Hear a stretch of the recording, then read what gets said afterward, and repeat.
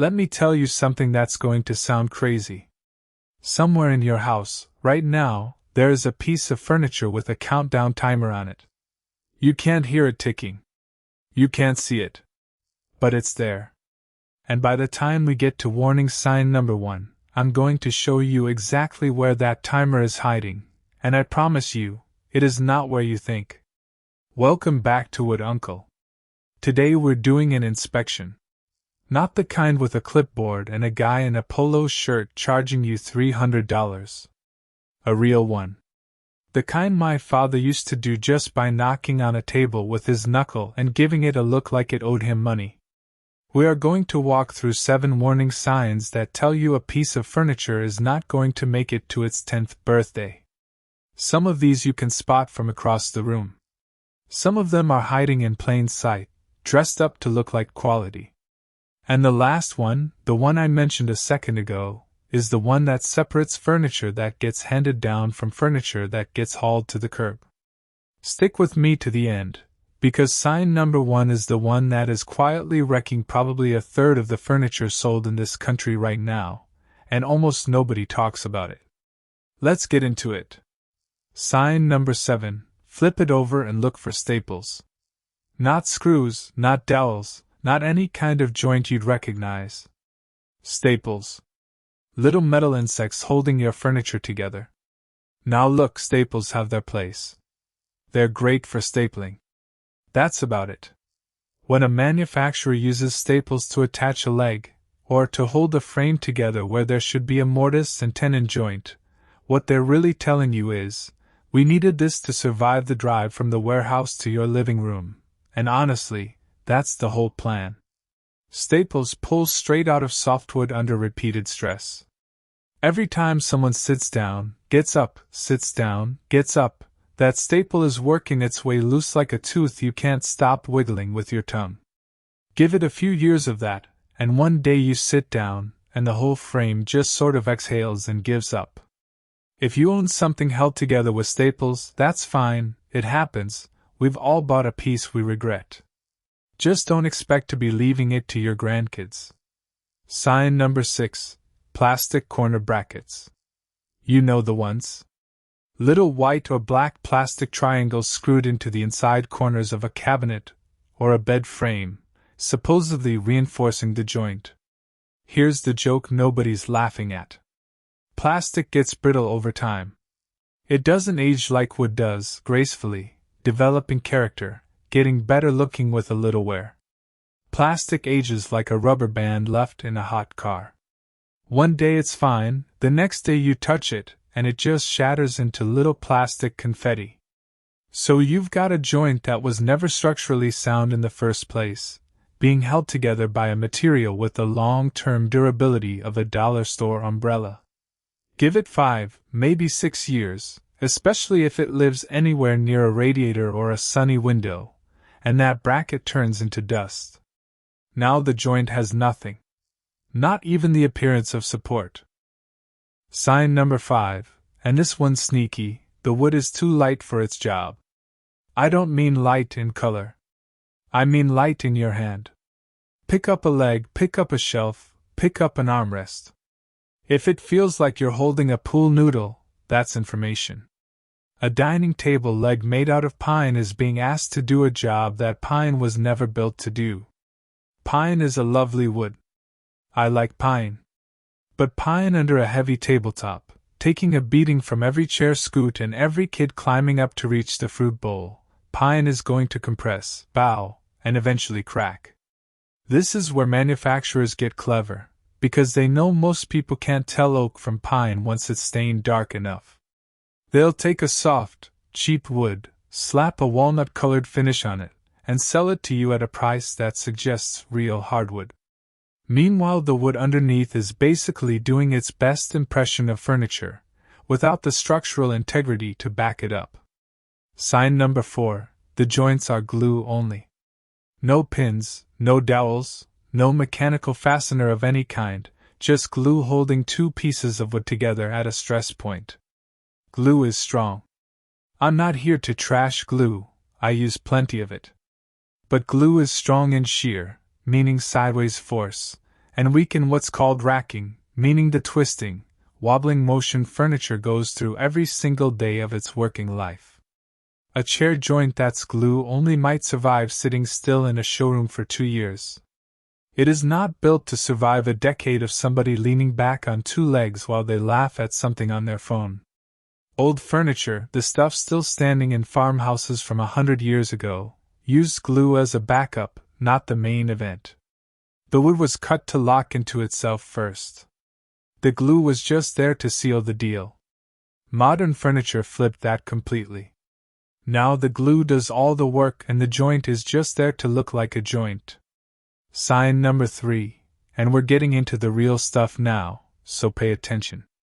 The finish is purely cosmetic, meaning there's no actual protective seal on the wood, just a thin layer of stain or a spray coat that looks nice under store lighting and does almost nothing once it gets home. Here's a quick test.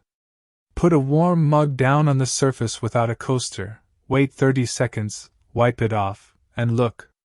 If you see a ring, that finish was never designed to protect the wood, it was designed to survive a photo for the catalog. A real protective finish, a proper lacquer, a hard wax oil, a catalyzed sealant, laughs at a coffee mug. It shrugs off spills, humidity, sunlight, the whole daily assault course that a piece of furniture lives through. Without that protection, the wood underneath starts absorbing moisture unevenly. It swells, it shrinks, it swells again, over and over, every season, every spill, every humid summer. And wood that keeps swelling and shrinking unevenly is wood that is quietly building up internal stress it can never release. Keep that in mind, because we're coming back to exactly that idea in a minute, and it's bigger than one coffee ring. Sign number 2. The weight distribution doesn't match the support structure. In plain English, the piece is trying to hold up more furniture than its legs and frame were designed for. You see this constantly with bookshelves that come with a warning label nobody reads, and you see it with those big storage beds that promise a mattress, a headboard, and built-in drawers all resting on a frame about as thick as a broomstick. It looks impressive in the store because it's empty. Nobody test drives a bookshelf with 300 pounds of paperbacks in the showroom.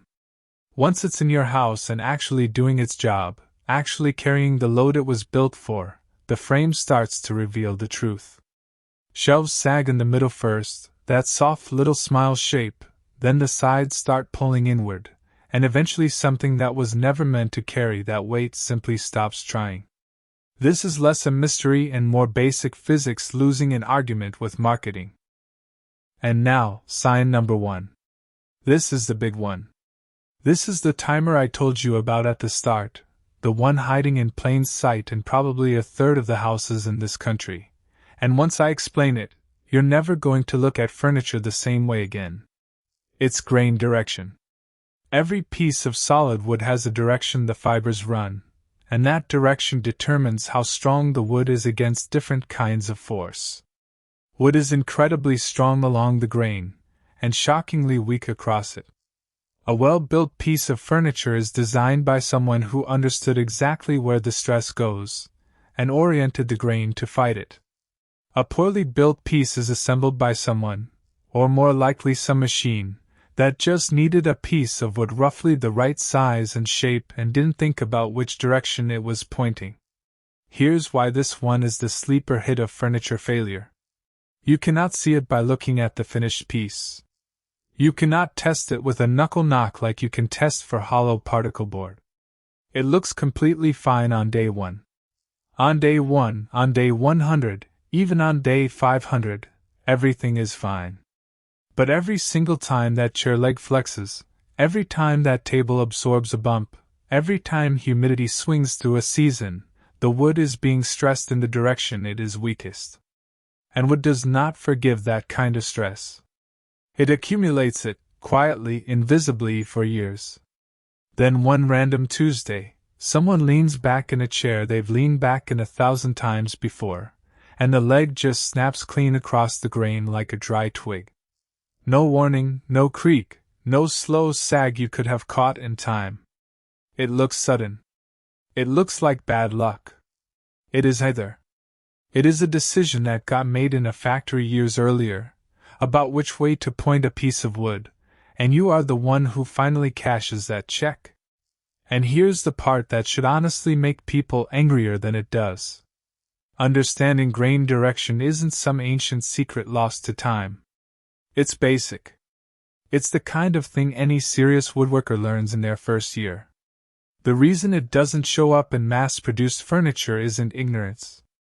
It's cost. Orienting every piece correctly takes more raw material, more planning, and more waste on the cutting room floor. Skipping that step is cheaper. So a whole industry quietly skips it, bets that most of their furniture will be replaced or thrown out before the grain failure ever shows up, and honestly, they're usually right, which is exactly the problem. So there you have it. Staples, plastic brackets, wood that's too light for the job, glue doing all the heavy lifting, cosmetic finishes, mismatched weight support, and the quiet killer, grain direction nobody bothered to think about. Here's my honest opinion, and you can fight me about it in the comments. I welcome it. I think most furniture built in the last 20 years was never meant to last 10 years in the first place, and I think we all just quietly agreed to accept that, because it's cheap and it shows up in 2 days.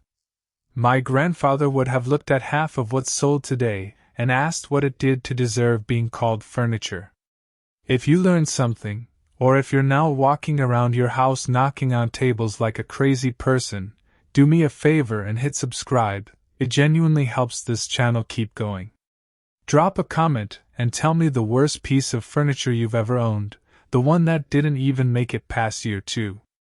I read every single one. Until next time, keep your grain running the right direction, and I'll see you in the next video.